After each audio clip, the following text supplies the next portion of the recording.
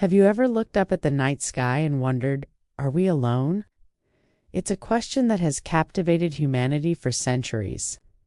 We often imagine aliens as little green men, but what if life on other planets is far stranger and more diverse than we could ever dream of? Let's strap in and take a journey through the cosmos to explore the incredible possibilities of what alien life might actually look like. When we search for life, we tend to look for planets like our own, rocky worlds in the Goldilocks zone where liquid water can exist. This is called carbon chauvinism, the idea that all life must be based on carbon, just like us. But what if that's a huge blind spot? What if life has found other ways to exist? Imagine a planet colder than anything on Earth, a world where methane and ethane flow in rivers and lakes, like on Saturn's moon, Titan. Here, water is frozen as hard as rock. Could life exist in these frigid liquid methane seas? Scientists have theorized about life forms with a completely different biochemistry.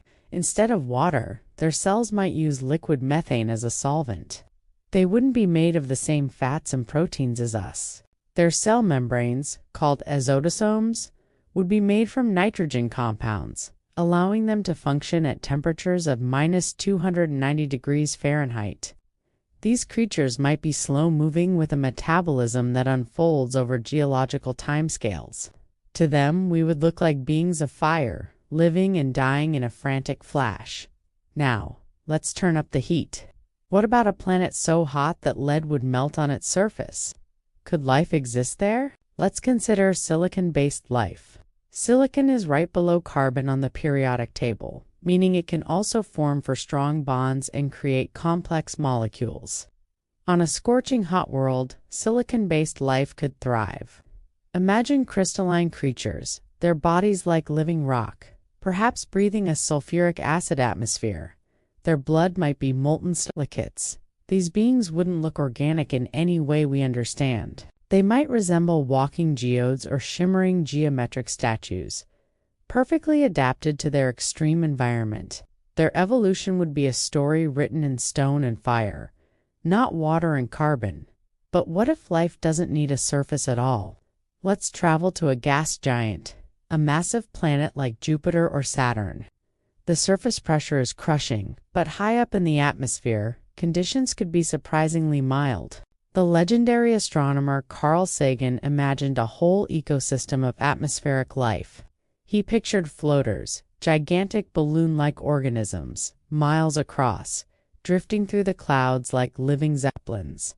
They might harvest energy from sunlight or chemical reactions in the air, filled with hydrogen to stay buoyant.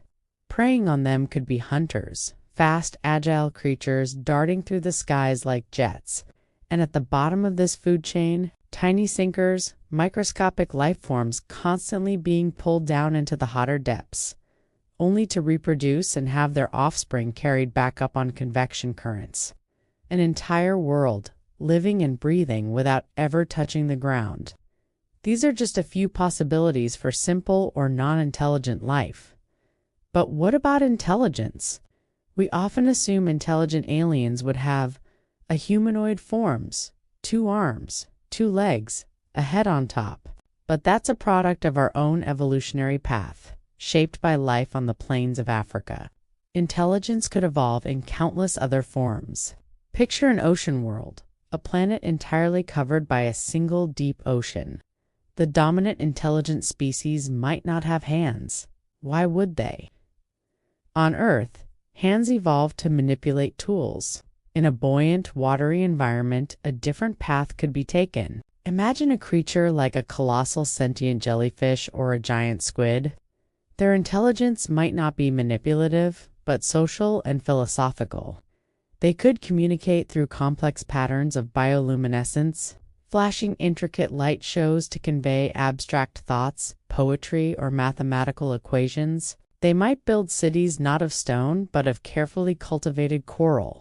Or perhaps they wouldn't build at all, existing as a nomadic, highly intelligent collective consciousness flowing with the ocean currents. Their technology might be biological, using genetic engineering to create tools and habitats.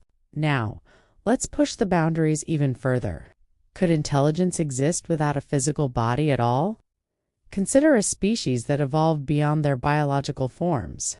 They might start as organic beings, but over millions of years merge with their technology, eventually uploading their consciousness into a vast planetary network. Imagine a planet that is itself a single thinking mind, a world-spanning supercomputer with thoughts traveling at the speed of light through crystalline data networks. How would we even recognize such an intelligence? We might fly past, see a barren metallic world, and completely miss the fact that the entire planet is observing us, thinking thoughts deeper than we can comprehend. Communicating with it would be like an ant trying to talk to the internet. And what about life that exists in other dimensions? This dips into speculative physics, but some theories, like string theory, suggest the existence of extra dimensions beyond the three spatial ones we experience. Could life exist within these higher dimensions? Such beings would be completely beyond our perception. They might be able to move through our world without us ever seeing them, appearing and disappearing at will. To them, our three-dimensional universe might look like a flat, simple plane. We would be like drawings on a piece of paper to a three-dimensional being. The idea is mind-bending, but it reminds us that our senses are limited. The universe could be teeming with life that we simply don't have the tools to perceive. So, when we look up at the stars, let's not just look for another Earth. Let's open our minds to the truly alien. Life based on silicon, breathing sulfur, giant balloon creatures drifting in gas giant skies, sentient oceans communicating with light, planets that are themselves conscious beings.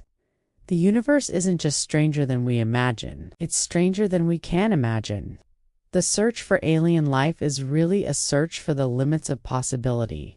And who knows what incredible discoveries await us out there in the great cosmic dark. Thank you so much for joining me on this journey through the cosmos. If you enjoyed this exploration of weird and wonderful alien life, don't forget to hit that like button and subscribe for more adventures into the unknown. Let me know in the comments what kind of alien life you think is most likely to exist. Until next time, keep looking up.